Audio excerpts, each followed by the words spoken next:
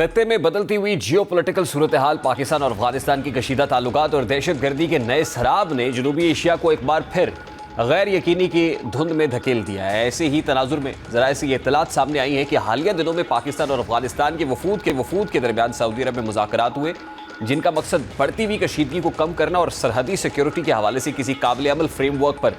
بات چیت کرنا تھا۔ میڈیا رپورٹس کے مطابق افغانستان وفد میں انس حقانی، نائب وزیر داخلہ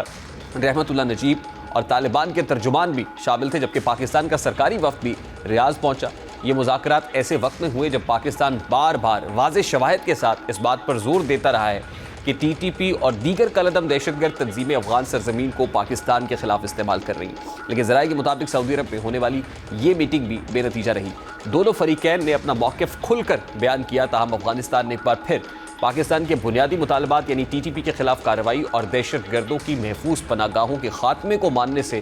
مکمل انکار کر دیا۔ پاکستان کے موقف کے مطابق جب سرحد پار سے دہشت گردی کی کارروائیاں شدت اختیار کر چکی ہیں، جب عسکریت پسندوں کے حملے پولیس، فوج اور عام شہریوں کو نشانہ بنا رہے ہیں، اور جب پاکستان کے پاس ان دہشت گرد نیٹ ورکس کے ٹھوس شواہد موجود ہیں، تو ایسے میں افغانستان کا مسلسل انکاری رویہ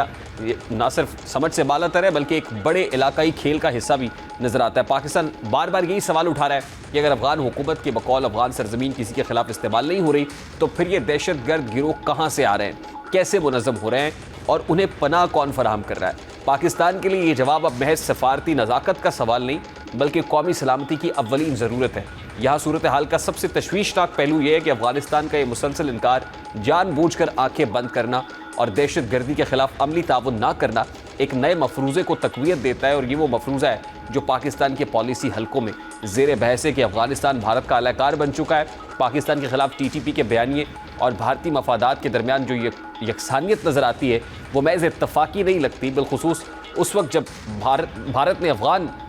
حکومت کے ساتھ رابطوں کا ایک نیا سلسلہ شروع کر رکھا ہوا ہے۔ ڈاکٹر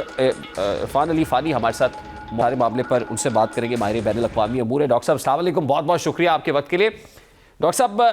پہلے استنبول کے اندر مذاکرات کا دور ہوا، وہ بھی بے نتیجہ ختم ہوا۔ اب سعودی عرب ریاض میں یہ مذاکرات ہوئے، وہ بھی بے نتیجہ ختم ہوئے، کوئی بریک تھرو نہیں مل رہا ہے، ڈیسائسو نہیں ہو رہی ہیں meetings. What Afghanistan is up to? دیکھیں، یہ سلسلہ دوحہ سے شروع ہوا تھا نومبر کے اندر، اور دوحہ سے بھی ناکامی ہوئی۔ اس کے بعد آپ دیکھتے ہیں یہ استنبول پہ چلا جاتا ہے، استنبول میں ناکامی ہوئی، پھر ایران بھی بیچ میں پڑتا ہے، سعودی عربیہ بھی بیچ میں پڑا، تو پھر آپ دیکھتے ہیں کہ پاکستان نے وہ تمام اقدامات جو حفظ ما تقدم کے طور پر ایک ذمہ دار انٹرنیشنل لا کو اوبے کرنے والی جو ریاست ہے اس کو اٹھانے چاہیے، پاکستان میں اٹھائے۔ اور اس وقت آپ یہ دیکھتے ہیں کہ طالبان کا یہ جو رویہ ہے ٹوورڈز پاکستان ڈیمانڈز، اور پاکستان کی کوئی بھی ڈیمانڈ ایسی نہیں ہے جو انٹرنیشنل لا کے خلاف ہو۔ انٹرنیشنل لا آرٹیکل 51 کے مطابق کوئی بھی ریاست کے پاس یہ حق دفاع ہوتا ہے کہ اگر اس کی پڑوسی ریاست سے کوئی جو مزاحمت کار ہیں یا انتشار پسند جو گروپ ہیں، اگر وہ دہشت گردی کی کارروائیاں کر رہے ہیں، تو ریاست دوسری ریاست کو پہلے تو یہ کہے گی کہ آپ ان کے خلاف کارروائیاں کرو، اور اگر وہ کارروائی کرنے سے ناکام رہتے ہیں تو پھر وہ ریاست خود اپنے شہریوں کے تحفظ کے لیے دوسرے ملک کے اندر جا کر کارروائی کر سکتی ہے۔ تو پاکستان جو ہے، پاکستان کے سارے مطالبات بین الاقوامی قانون کے مطابق ہیں، اور بین الاقوامی قانون بھی یہی بات کرتا ہے کہ افغانستان ابھی یونائٹڈ نیشن سیکورٹی کونسل کی جو رپورٹس ہیں 2021 کی اٹھا لیں، 22، 23 اور ابھی جو ریسنٹ رپورٹس آئی ہیں اس کے مطابق 6 سے 7 ہزار جو اس وقت ٹی ٹی پی کے اہلکار ہیں وہ افغانستان کے اندر موجود ہیں، اور اس پورے ریجن کے اندر کوئی 14,000 کے قریب جو اہلکار ہیں وہ موجود ہیں۔ اور اگر آج افغان طالبان کی جو گورنمنٹ ہے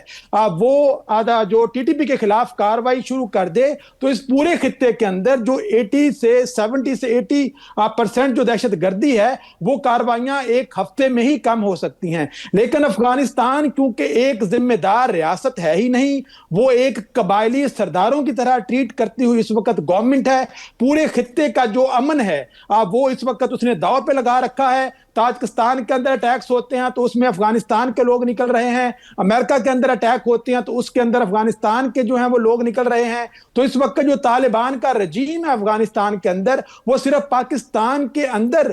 سالمیت اور استحکام کے لیے خطرہ نہیں ہے، بلکہ اس پورے خطے کا جو استحکام ہے وہ داؤ پر لگا ہوا ہے. اور اس سارے سیناریو کا جو فائدہ ہے وہ اگین جو ہجمان بننے کی خواہش ہے جس ملک کی انڈیا, وہ آپ کے پڑوس میں بیٹھا ہوا ہے اور وہ اپنی وہ تمام ناکامیاں اور انٹرنیشنل امبیرسمنٹ اور انٹرنیشنل افیئرز کے اندر جو اس کی ارریلیونس ہے اس کے اوپر پردہ ڈالنے کے لیے وہ افغان طالبان کے قریب ہوتا ہوا نظر آتا معاملہ ہے. یہ ہے کہ یہ براہ راست انگیجمنٹ نہیں ہے, ون آن ون انگیجمنٹ نہیں ہے دو ممالک کی, بلکہ ثالثین کی موجودگی کے اندر ہو رہی ہے. جیسے آپ نے دوحہ کی بات کی, پھر استنبول کی بات کی, وہاں بھی دوحہ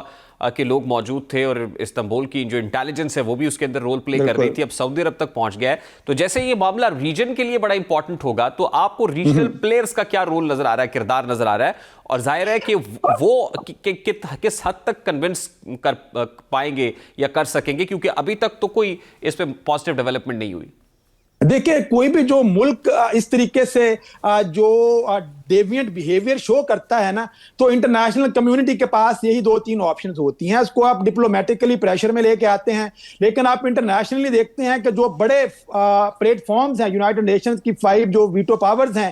چین وہ بھی اپنے مسائل کے اندر, ٹریڈ وار امریکہ کے ساتھ چل رہی ہے, امریکہ وینزویلا کے اندر اور یوکرین وار اور مڈل ایسٹ کے اندر پھنسا ہوا ہے, اور جو فرانس اور آپ کے پاس یو کے ہے وہ بھی یوکرین وار اور یورپ کی سیکیورٹی کے حوالے سے وہاں پہ سارے کے سارے انگیج ہیں, اور ان کا جو دھیان ہے اس وقت ساؤتھ ایشیا کی طرف بہت کم نظر آتا ہے. پھر آپ ریجنل لیول پہ آتے ہیں تو اس ریجن کے اندر پاکستان نے حفظ ما تقدم کے طور پر وہ تمام آپشنز کو استعمال کیا ہے جن آپشنز کو استعمال کر کے کسی بھی دوسری ریاست تک ایک تگڑا پیغام پہنچایا جا سکتا ہے. بارڈر پہ کارروائی ہوتی ہے تو پاکستان منہ توڑ جواب دیتا ہے, پاکستان کے اندر دہشت گردی کا حملہ ہوتا ہے تو پاکستان وہاں پہ افغانستان کے اندر موجود ان ٹی ٹی پی کی جو دیکھیں پاکستان کی دشمنی نہ تو افغان گورنمنٹ کے ساتھ ہے, پاکستان کی دشمنی نہ افغانستان بطور ریاست کے ساتھ ہے, پاکستان کی دشمنی نہ افغان پبلک کے ساتھ ہے. پاکستان افغانستان کے اندر موجود دہشت گردی جو اس وقت پورے ریجن کو اپنے لپیٹ میں لے رہی ہے,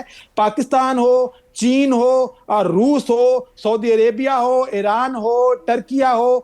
قطر ہو, یہ تمام کے تمام ممالک چاہے وہ ساؤتھ ایشین کنٹریز ہوں, مڈل ایسٹرن کنٹریز ہوں یا سینٹرل ایشین کنٹریز ہوں, یہ تمام ممالک اس بات کے اوپر متفق ہیں کہ افغانستان ایک راگ جو کرنٹ رجیم ہے, اس جو کرنٹ گورنمنٹ ہے میں اس کی بات کر رہا ہوں, وہ ایک راگ اسٹیٹ کے طور پر اس وقت ابھر رہا ہے اور پورے کے پورے خطے کی جو سالمیت ہے وہ خطرے کے اندر ہے. لہذا ان تمام پلیئرز کو مل کر اس خطرے سے نبٹنا ہے. لیکن افسوسناک صورتحال یہ ہے کہ پاکستان تو اپنی تمام ڈپلومیٹک انٹرنیشنل نارمز کے مطابق ذمہ داری پوری کر رہا ہے, لیکن جس انٹرنیشنل کمیونٹی, اگر آپ امریکہ کو بھی دیکھتے ہو تو امریکہ جو ہے وہ اس وقت دور سے بیٹھ کے افغانستان کے معاملے کو ڈیل کرنا چاہ رہا ہے, وہ ڈائریکٹ اس میں انوالو نہیں ہونا چاہ رہا, اور پاکستان اس وقت پوری انٹرنیشنل کمیونٹی کو یہ ریئلائز کروانے کی کوشش کر رہا ہے کہ دیکھیں یہ وہ خطرہ ہے جو گزشتہ 20 سالوں سے, اس کا پورا ایک تاریخی پس منظر ہے جس کے اندر انٹرنیشنل کمیونٹی بھی انوالو تھی. آج انٹرنیشنل کمیونٹیز اپنے اپنے مسائل میں الجھی ہوئی ہے, اور پاکستان جو ہے وہ اس وقت اور افغانستان اور انڈیا کو جو